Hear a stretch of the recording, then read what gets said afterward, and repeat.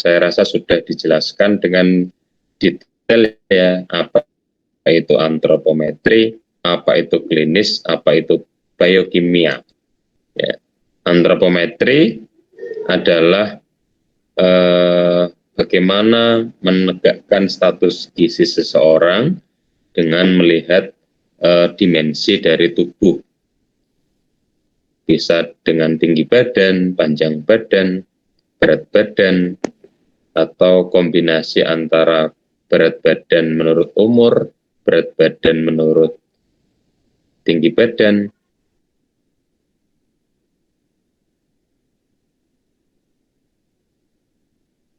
tinggi badan menurut umur ya, yang bisa ditegakkan dengan melihat nilai secara langsung maupun melihat nilai Z-score-nya berdasarkan median atau rata-rata populasi. Nah, untuk klinis adalah pengukuran dari gejala yang timbul akibat masalah defisiensi atau kelebihan gizi. Ya. Seperti klinis yang ada pada kekurangan vitamin A, seroftalmi, ya matanya timbul bercak, kemudian korneanya menjadi keras. Ya. Sedangkan yang biokimia adalah melihat bagaimana profil di darah atau profil cairan atau profil jaringan di dalam tubuh.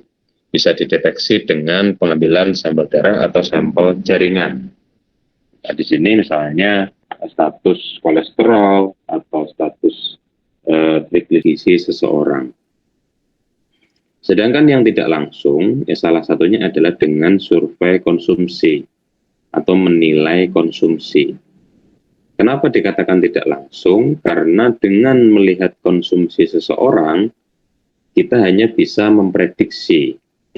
Memprediksi dengan konsumsi yang kurang atau lebih atau normal, nanti dia akan mencerminkan keadaan yang menimbulkan resiko status gizi lebih, status gizi normal, atau status gizi kurang. Jadi data konsumsi itu tidak mencerminkan data real status gizi yang ada pada seseorang atau melekat pada seseorang, sehingga disebut sebagai survei yang penegakan status gizi yang tidak langsung. Belum tentu yang konsumsinya defisit dia status gizinya kurang, karena status gizi selain ditentukan oleh konsumsi juga ditentukan oleh adanya infeksi, ya, sehingga tidak bisa menyimpulkan bahwa orang dengan konsumsi kurang lebih atau defisit atau normal nanti status gizinya selalu selaras. Tetapi data konsumsi itu penting sebagai prediksi atau upaya proteksi atau juga upaya tata laksana. Kenapa seperti itu? Misalnya orang dengan konsumsi yang kurang. Nah, meski saat ini normal, kalau diterus-teruskan seperti itu, nanti dia akan defisiensi. Orang yang konsumsinya berlebih, saat ini bisa saja normal. Tapi nanti kalau diterus-teruskan, dia akan menjadi obesitas atau berlebih.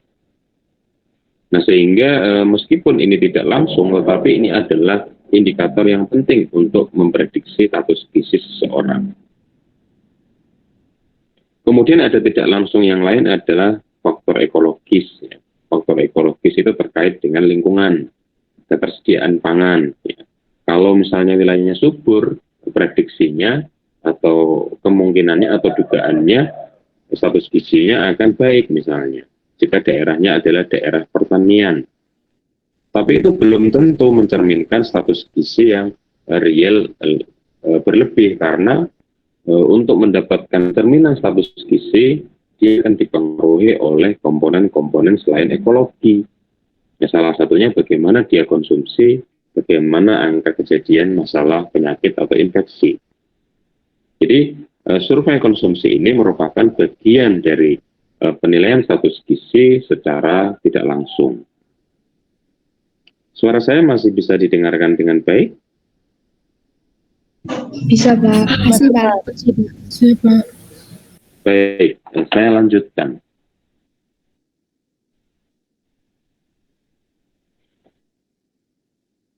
Nah, untuk definisinya, apa yang disebut sebagai survei konsumsi pangan, ya ini menurut Kemenkes ya, yang buku yang pernah saya share, adalah serangkaian kegiatan pengukuran konsumsi makanan. Jadi serangkaian pengukuran kegiatan konsumsi makanan, ya, atau serangkaian kegiatan, ya kegiatannya mengukur dari konsumsi makanan, baik itu dari individu, jika target sasaran individu, keluarga konsumsi dari seseorang atau dari seluruh anggota keluarganya atau seluruh anggota masyarakat atau komunitas dengan cara yang sistematis, ya, terstruktur. Namanya metode survei ya harus yang terstruktur supaya data yang didapatkan nanti valid atau bisa dipercaya. Nah, menilai asupan zat gizi dan mengevaluasinya. Endingnya adalah ingin melihat bagaimana ketercukupan gizinya. Ya. Apakah dengan konsumsi itu asupan gizinya itu mencukupi kebutuhannya, ataukah melebihi kebutuhan, atau justru kurang dari kebutuhannya. Endingnya adalah ke sana. Ya.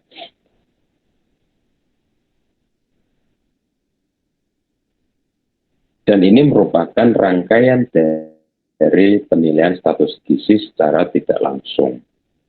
Jadi dia mengukur konsumsi makanan individu, keluarga atau masyarakat secara sistematis, dengan hasil akhir adalah bagaimana ketercukupan zat gizinya, yang merupakan bagian dari penilaian status gizi secara tidak langsung.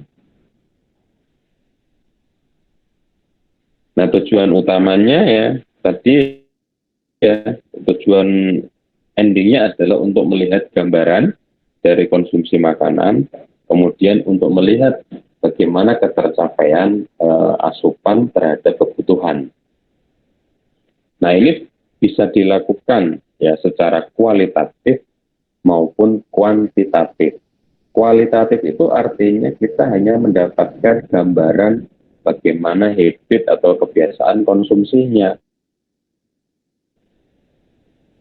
Ya. Maksudnya dengan habit atau kebiasaan yang rutin mengkonsumsi pangan-pangan tertentu, atau dia menghindari makanan-makanan tertentu. Ya, contohnya misalnya kita ingin melihat gambaran pola konsumsi buah dan sayur dari kelas 3B gizi UIN. Nah, ini tidak perlu sampai melihat ke arah asupan zat gizi, karena tujuan survei adalah untuk melihat pola konsumsi sayur dan buah. Apakah sering, apa jarang, apa tidak pernah, atau dia mengkonsumsi buah dan sayur pada periode-periode tertentu, atau memang tidak pernah sama sekali konsumsi sayur dan buah. Nah, ini nanti digunakan untuk report atau prediksi status gizi secara tidak langsung. Misalnya didapatkan data konsumsi, pola konsumsi buah dan sayur dari gizi 3B ini baik, ya, frekuensinya tinggi dan beragam. Nah, ini prediksi saya sebagai peneliti adalah ke depan, atau gambaran yang sekilas adalah gizi 3B ini tercukupi dari sisi serat dan vitamin misalnya. Meskipun serat dan vitamin kita tidak kuantitatifkan, tidak kita hitung gramnya, tidak kita hitung total dari intake itu secara satuan ukuran. Ya, gram, miligram, atau mikrogram itu tidak kita hitung. Itu adalah studi yang bersifat kualitatif.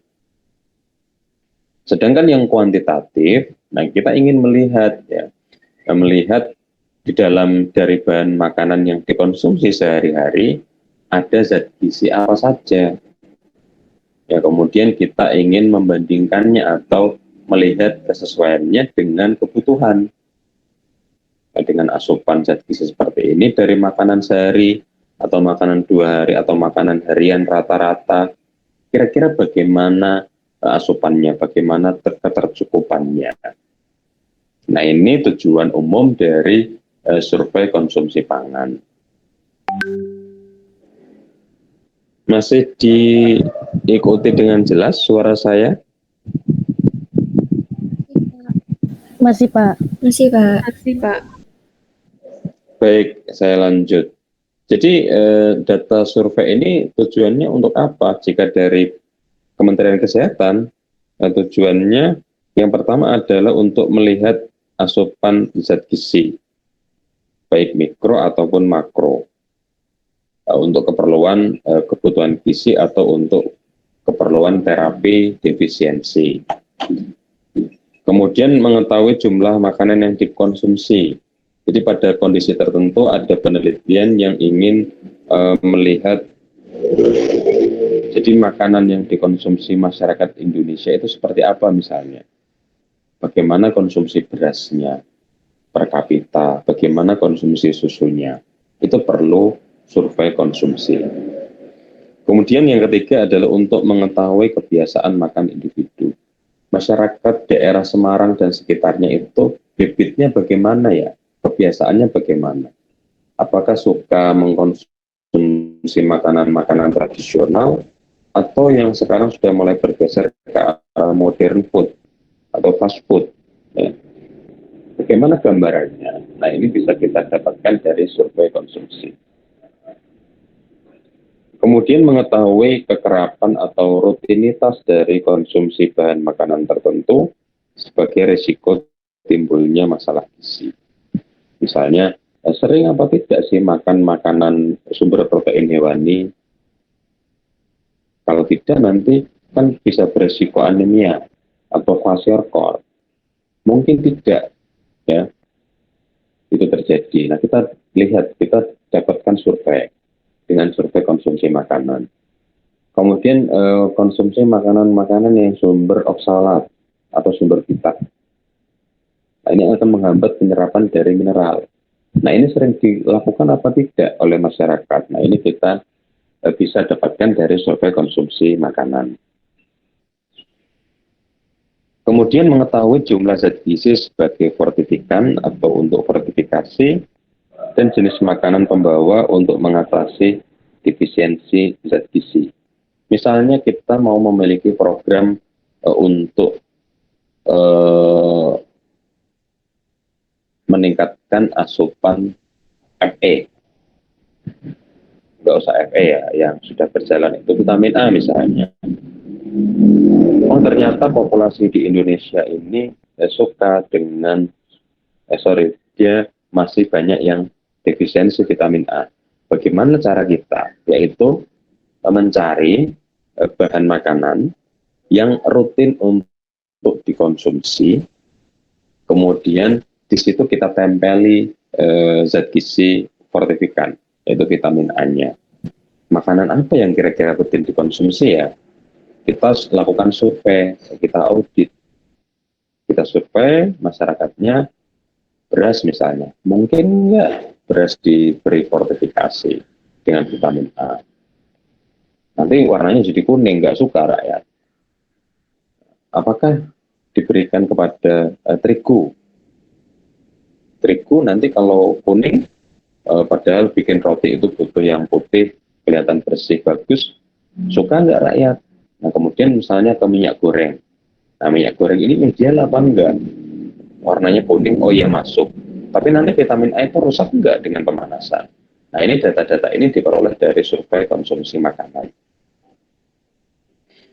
Kemudian untuk mengetahui kualitas dan kuantitas asupan gizi keluarga. Biasanya program-program keluarga sadar gizi atau audit-audit Badan Pusat Statistik atau BPS, ya, di situ memerlukan data ini digunakan untuk memetakan keluarga ini adalah keluarga yang cukup gizi, keluarga yang tidak cukup gizi dari sisi konsumsi. Nah, dipetakan tujuannya untuk melihat nanti masyarakat mana yang berhak mendapatkan subsidi dari negara misalnya. Nah, ini juga butuh survei konsumsi makanan untuk audit. Kemudian yang terakhir untuk mengetahui besarnya risiko kerawanan pangan. Tadi misalnya kita survei ke Nusa Tenggara. Di Nusa Tenggara ini gimana keadaan wilayahnya? Bagaimana produksi bahan pangan per kapita per tahun? Bagaimana kalau tidak dapat? Apakah bisa didapatkan dari daerah lain atau perlu impor? Nah, ini juga perlu survei konsumsi makanan.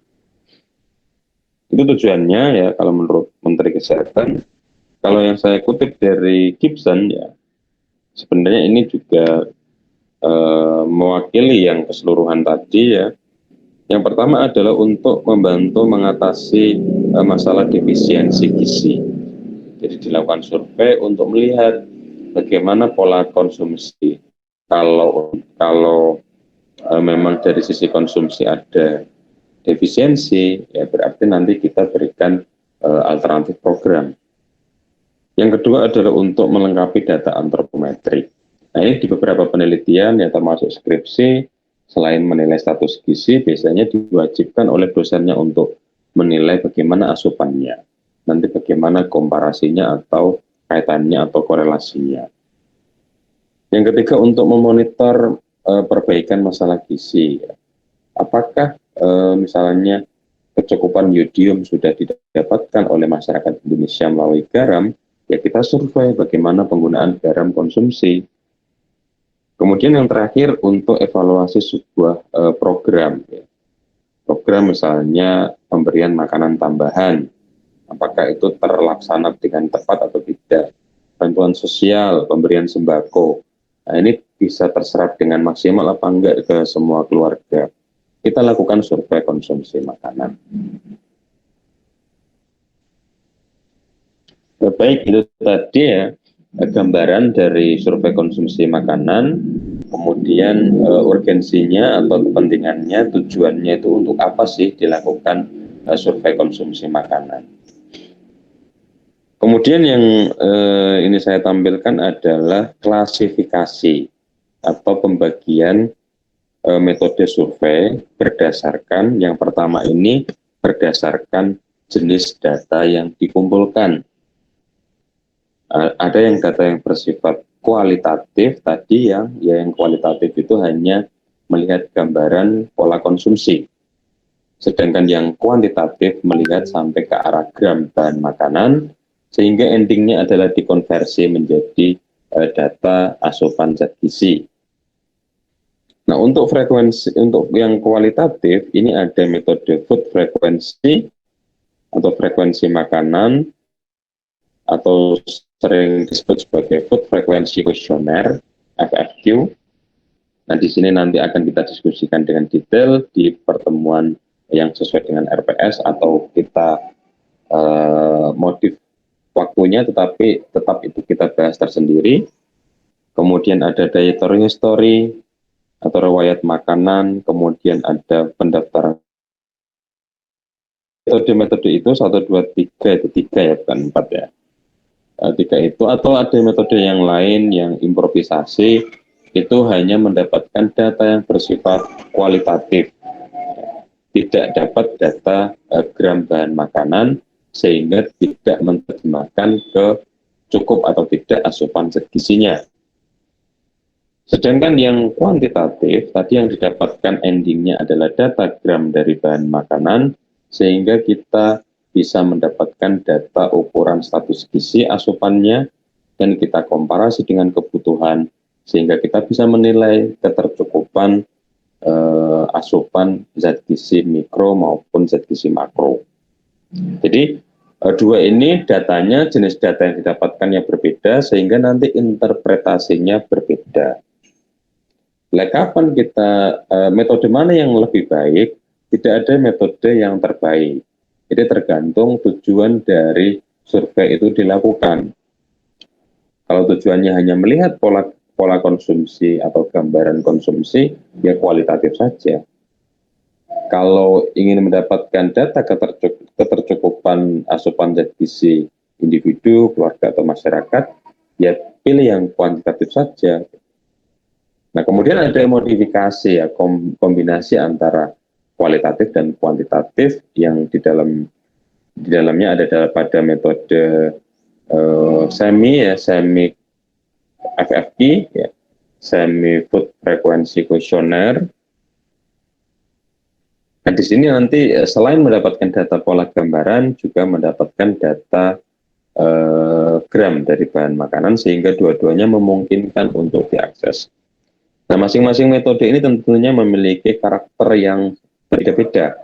Nah, nanti akan kita diskusikan bab per bab ya, supaya lebih detail dan opsi memilih nanti pada saat skripsi itu ada pada teman-teman semua.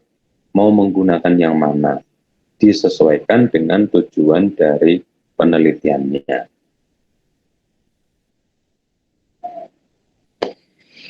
Kemudian jika kita lihat dari cara pengambilan data, ya. Kalau tadi jenis data, kalau ini cara pengambilan data. Ada yang diambil secara tidak langsung, ada yang diambil secara langsung. Langsung itu artinya langsung menuju ke konsumen, ke sasaran, ke manusia yang bersangkutan. Kalau tidak langsung itu artinya tidak langsung ke penduduk atau tidak langsung ke individu yang kita jadikan responden. Nah, ini contohnya yang tidak langsung adalah secara nasional, kemudian menggunakan neraca bahan makanan, yang tidak langsung dengan di rumah tangga, kemudian dengan food account. Jadi dua-duanya ini tidak menilai status gizi secara tidak mendapatkan data real intake dari responden secara langsung, tetapi dari ketersediaan makanannya. Sedangkan yang langsung itu juga masih dibedakan, ada yang bersifat prospektif, itu artinya saat ini atau masa yang akan datang atau besok, sedangkan yang satunya adalah retrospektif. Nah, yang prospektif itu ada food record ya, untuk mendata makanan yang kita konsumsi sekarang dan nanti. Kemudian ada dietary history, kemudian ada retrospektif, itu kita menggali ingatan. Ya, menggali ingatan itu bisa dengan FFQ, dengan food recall, ya, dengan food weighing, dengan metode penimbangan. Nah, ini data yang didapatkan adalah data sebelumnya. Nah, mana di antara metode ini yang nanti akan kita gunakan disesuaikan dengan keadaan dan tujuan dari penelitian. Kemudian jika kita lihat dari sasaran ya, ada skala nasional, sasaran skala rumah tangga, dan skala individu. Nasional ini biasanya yang mengumpulkan adalah negara untuk perencanaan pangan wilayah. Apakah wilayah A perlu tidak mendapatkan data makanan ini, bahan pangan ini dari wilayah lain, atau harus dari luar negeri, atau justru wilayah A ini surplus sehingga bisa mengirimkan pangan-pangannya ke daerah lain. Nah, ini dilakukan oleh negara untuk menetapkan bagaimana perencanaan pangan wilayah.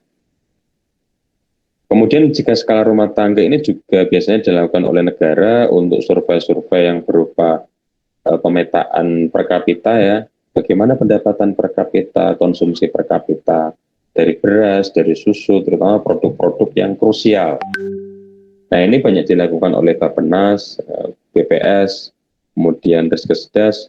Juga ada beberapa tim-tim penelitian yang mengakses keluarga sebagai satu unit pengamatan.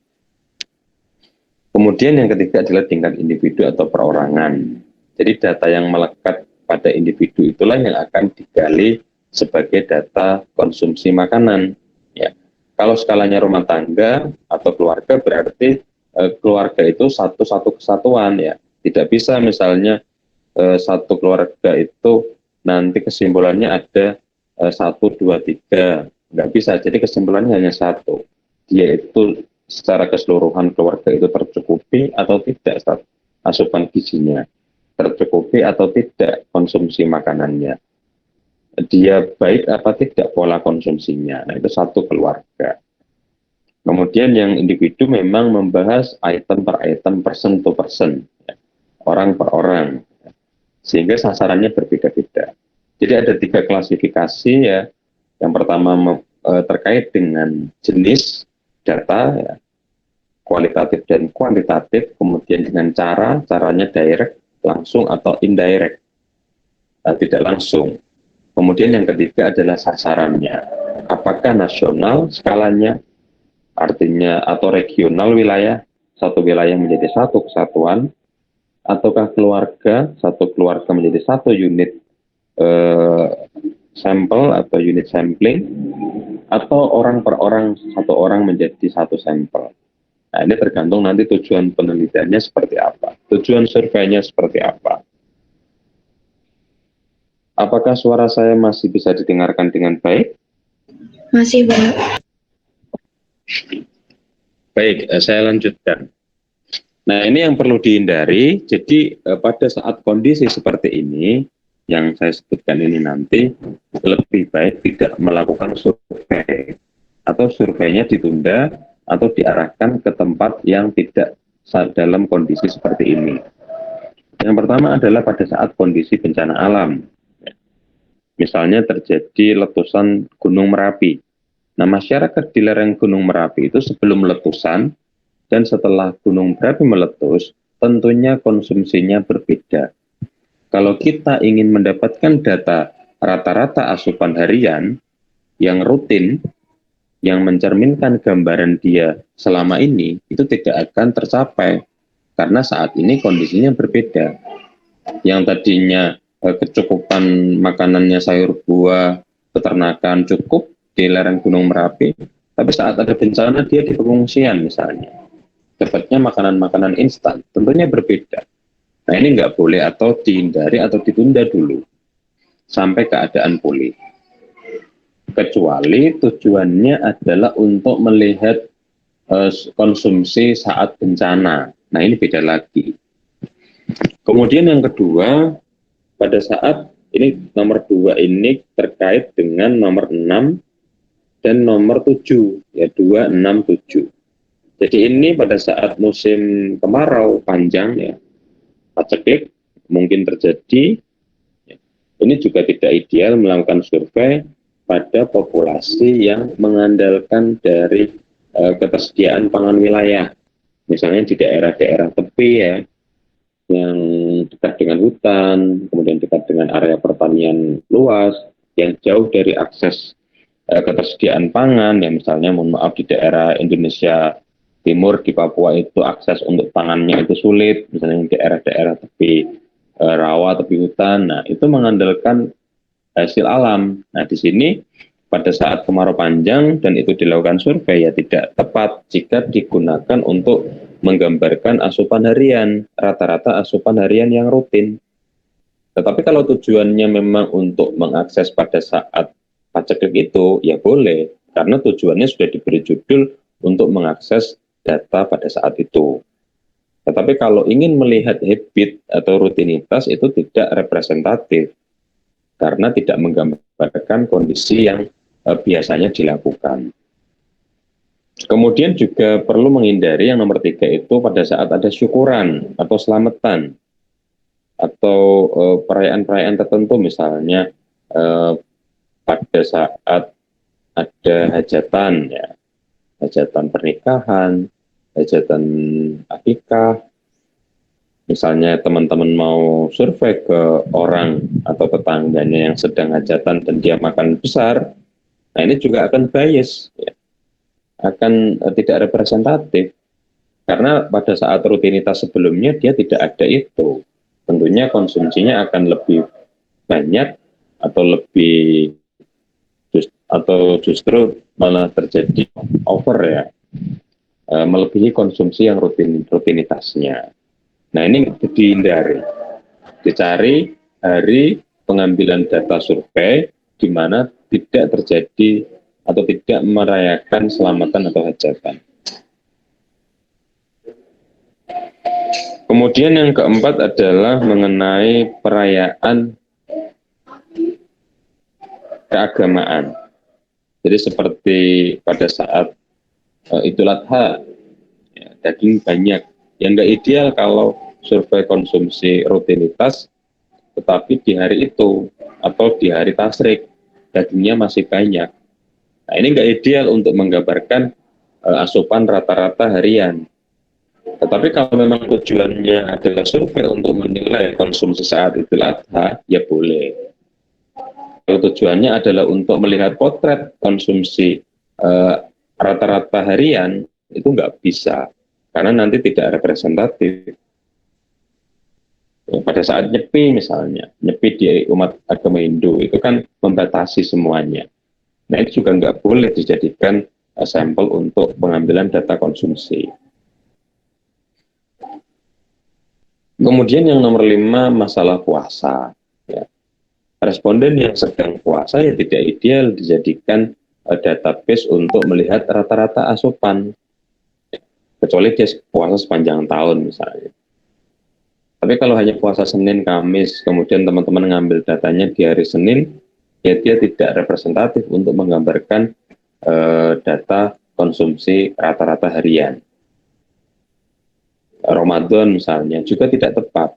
Tetapi pada saat tujuan penelitiannya adalah mengeksplorasi atau mengambil data konsumsi saat Ramadan, ya boleh, karena tujuannya memang itu. Jadi itu ya, hal-hal yang perlu dihindari, dan teman-teman harus care dengan responden yang akan dieksplorasi nanti. Harus ditanyai terlebih dahulu, sedang puasa atau tidak. Kemudian teman-teman harus care dengan wilayah, bagaimana saat ini wilayahnya. Nah, misalnya tadi musim kemarau, hujan, paceklik atau masalah panen, tetapi wilayah perkotaan ya nggak ngaruh. Ya, yang akan disurvei di wilayah perkotaan ya nggak ada masalah dengan itu. Karena baik itu hujan, kemarau, pangan selalu tersedia. Kecuali hujannya hujan sampai ke arah bencana ya, terus sampai ke banjir yang mempengaruhi akses. Dan itu menjadi pertimbangan tertentu. Gitu ya. Kemudian ini adalah instrumen yang perlu dipersiapkan selama nanti teman-teman melaksanakan survei konsumsi makanan. Yang pertama adalah timbangan jika studinya bersifat kuantitatif. Perlu ini timbangan ya untuk melihat bagaimana gram pangan. Kalau memang metodenya adalah metode yang tanpa penimbangan atau selain food weighing, ya ini buat klarifikasi juga bisa ya timbangan. Misalnya dengan hasil interview bilangnya sepiring kecil. Nah, sepiring kecil itu nanti kita timbang berapa. Nah, dengan adanya timbangan, hasil atau data yang didapatkan relatif lebih valid dibandingkan dengan tidak ada timbangan. Kemudian kalau metodenya selain food weighing, ya juga bisa dengan food model. Misalnya saya punya food model nasi. Saya interview seseorang. Hari ini Bapak konsumsi sarapannya pakai apa ya? Kemudian kira-kira berapa ya Pak nasi yang dikonsumsi? Misalnya bilangnya 1 piring. Nah, 1 piringnya kita tunjukkan food model kita. Jika dibandingkan dengan ini, kira-kira seberapanya ya Pak?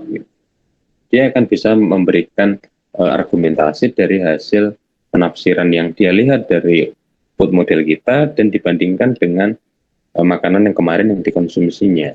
Kalau tanpa food model, dia hanya mengangan-angan, dan angan-angan itu akan kurang valid jika tidak ada contoh makanan yang diilustrasikan. Nah, itu ya, food model itu penting. Kalau nggak ada food model, ya makanan asli kalau mau. Kemudian instrumen yang diperlukan untuk konversi, dari gram bahan makanan menjadi asupan zat gizi itu ada URT atau ukuran rumah tangga, tabel URT.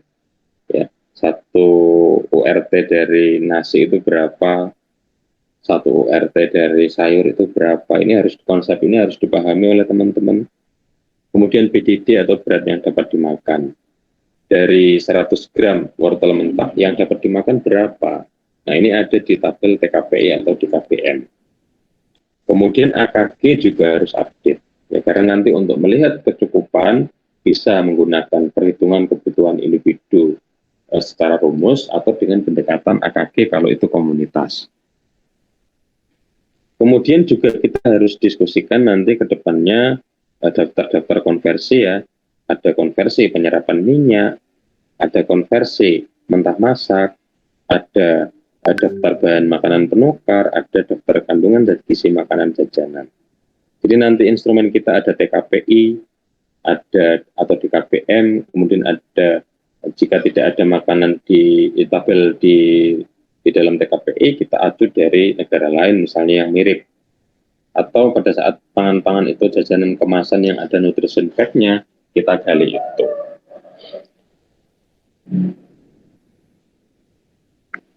Baik, saya rasa itu yang bisa saya sampaikan via video conference.